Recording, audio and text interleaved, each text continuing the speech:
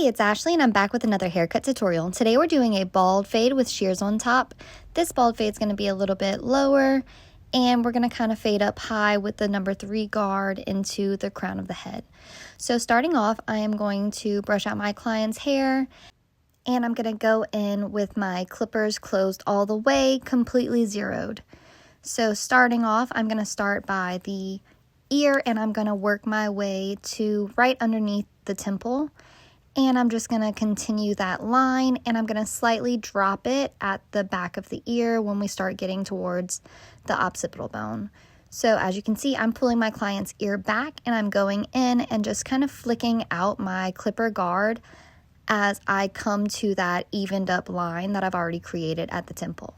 So continuing with that, I'm removing all of the hair and going in still with the 0 guard and just following that line, slightly dipping at the occipital.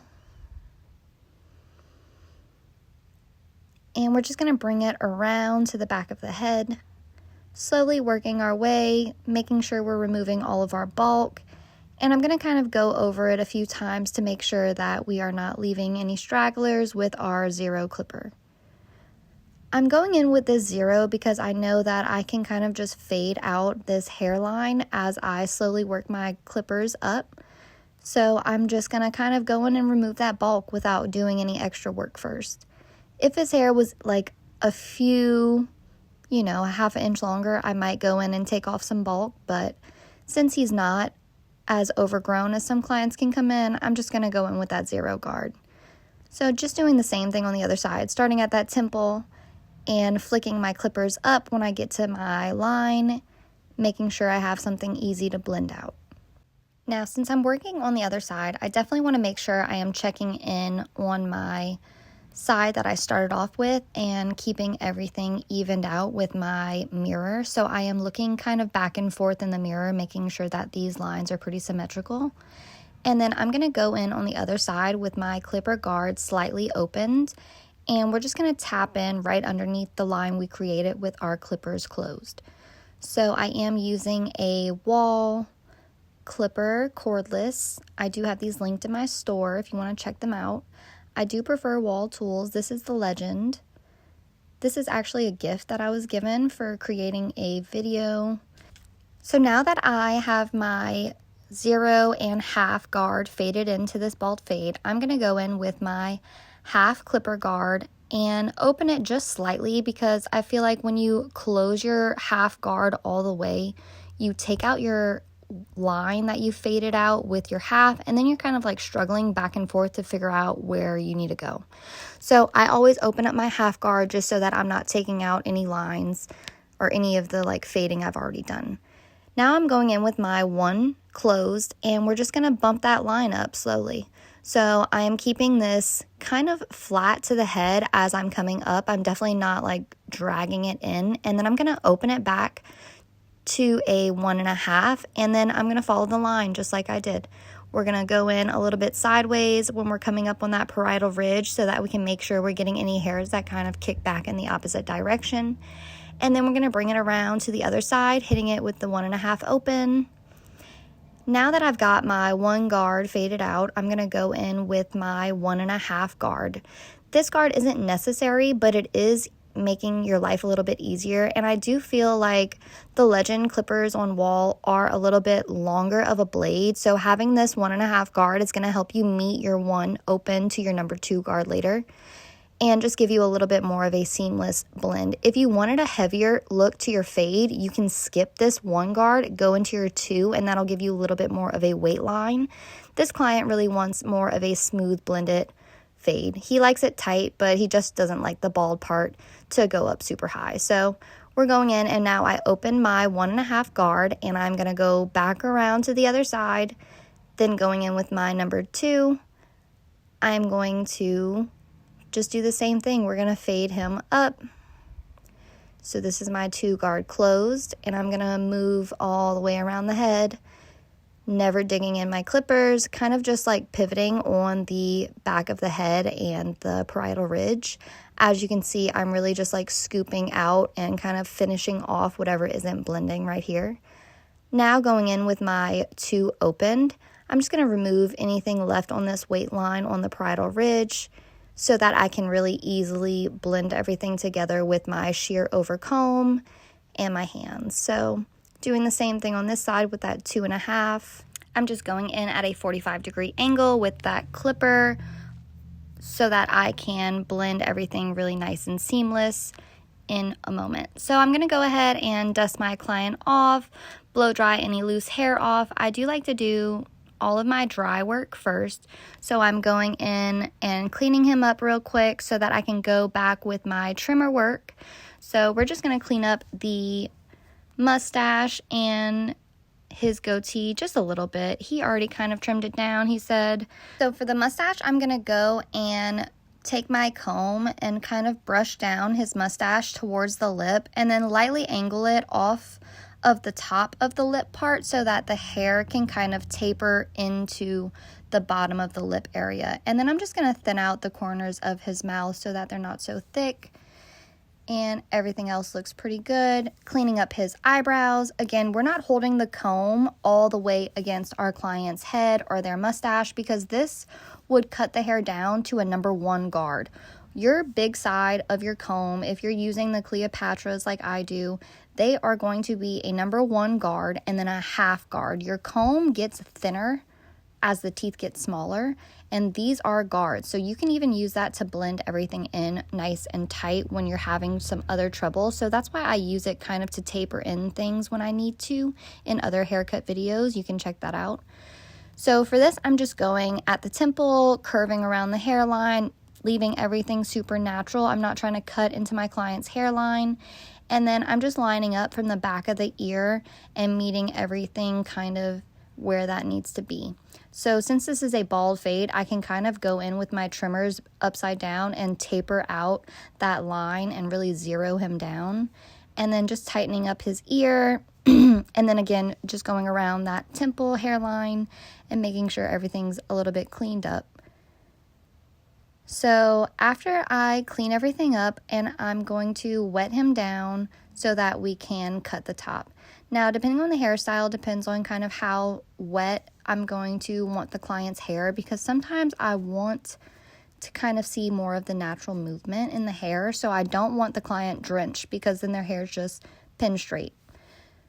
So I just try to do, a decent amount, and then if I need more, I'll always add more later. So I'm just going right into the bangs. As you can see, I'm pulling it down with my comb and then cutting anything that's kind of underneath or on top that doesn't even out. Once I have the bangs evened out, I'm just going to go in and blend in his sides. Since his haircut is shorter, I did start with the bangs, but normally I would start with the sides so we can leave that length in the bangs. Now I'm just going to do the same thing. I'm picking up this corner and I am cutting it off. So I am taking the bottom of my comb and making sure that it is falling out when it hits that number 2.5 guard that we've previously blended it to. And then I am just trimming anything that is too long and sticking out of that. After I did my sides, I like to go in and make sure this crown of the head is really nice and blended well. So you can see I'm kind of kicking back that hair and meeting it to my 2.5 guard and making sure that we are getting that elevated effect. So when we brush it forward, the short hair is in the back, the long hair is in the front. This is what happens when you pull hair back and kind of cut it. And then I am kind of going at an angle 45 in that circular area of the cowlick so that we can round it all off. And I dropped a comb. It happens, you guys. So we get a new comb, and then we are going to pick up our corners and cut. So I am just kind of double checking all of my work I just did with my clipper over comb. And this is just making sure that everything's nice and seamless and kind of bringing it a little bit further up into the hair. And so I'm going to do the exact same thing on this other side. I'm just kind of picking up that corner on the 45 and making sure that everything blended. After we have our corners blended and everything on the top is almost finished up, we just have to worry about really our main area in the bangs. So I'm going to pick up his bangs because my client spikes, kind of pushes his hair up, spikes it vibe. So we're definitely going to trim this up, and I am pulling this hair back and then cutting when it falls out. So that is kind of my guide, the front end of the bangs. And then once I have all of that done, I'm going to kind of move over to the other side and then meet everything to that. This is going to help make sure that we are keeping everything squared and even on top. So you can see me coming in and taking off those extra corners that I left on this side because I was mostly cutting on that right side. So I'm just taking off the corners, making sure that everything meets from where I've already blended my corners out to now where I've previously just cut the top. This is going to make sure that everything is even everywhere around the head when you start to pull it up. So after that, we're just going to nip these teeny tiny corners that kind of gonna round off his hair instead of like square off his hair. But I definitely, like, we didn't leave him super square. We don't want him to look like a flat top. We want him to more have like spiky bangs. So he always likes his top super short. So I'm just making sure that this is going to be short enough and really double checking that other side because I was kind of in the middle, kind of on the right side. After this, we are going to make sure that everything looks really nice and these corners on this side are blended. So trying to turn them for y'all and show you these corners that I am nipping off. And this is just checking again in between where I've previously blended that 2.5 to where I am cutting his top at. Gonna kind of clean off his face because, you know, the bangs get a little dusty. And then we are going to go in and just cross-check what we've cut. So I want to make sure there's light elevation from his bangs to the back of the head because we are shorter in the back, longer in the front. And this is how almost everyone's hair should be cut unless they are using, like, making that shag haircut look. So I'm going in and I'm cross-checking everything, pulling up and parallel to what I've previously cut. This is going to bring out any extra corners and anything you kind of need to nip before we're going to go and wash the hair. So if you aren't cross-checking, that's a shame because I can definitely see when new haircuts come in if they have corners. These are just, you leave corners when you only cut one way. So please make sure that you're cutting multiple ways so that you can cross-check yourself. Now I am going to make sure that the bangs kind of pop up enough, but we definitely can't have them too long because he won't like them. And I know this for a fact because one time he begged me to cut them shorter like 4 times in a row in the same haircut. And I said, you know what, at this point, it's up to you. So I gave him really short bangs and he knows better than to ask for really short bangs.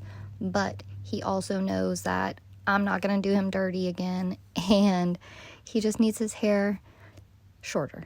So we both got the message, you know what I mean? We're going to go ahead and wash everything, get the loose hair off, and we're going to come back and style it. So I am going in, towel drying everything, and making sure in the mirror that our fade is even, everything looks good. And then I'm just going to go in and lightly blow dry his hair. This is going to help if you're coming back in and checking for any stragglers in the haircut. You definitely want the sides a little more dry than wet because if not, then it's going to be really hard to go in and kind of retrim anything. So taking a paste, I'm just going to go and start from the back to the front so that no extra product is too much in the front. And then this is our finished product. I couldn't get a good picture of him with it spiked, but here is the before and after. I hope you guys enjoyed this video. Thank you so much for watching. Don't forget to like and subscribe. I am trying to pop out some videos once a week or twice a week and watch this YouTube channel grow. I hope this can help some people in education on men's haircut videos and how to cut men's hair.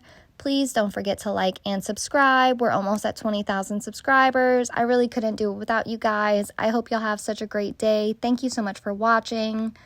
Love you.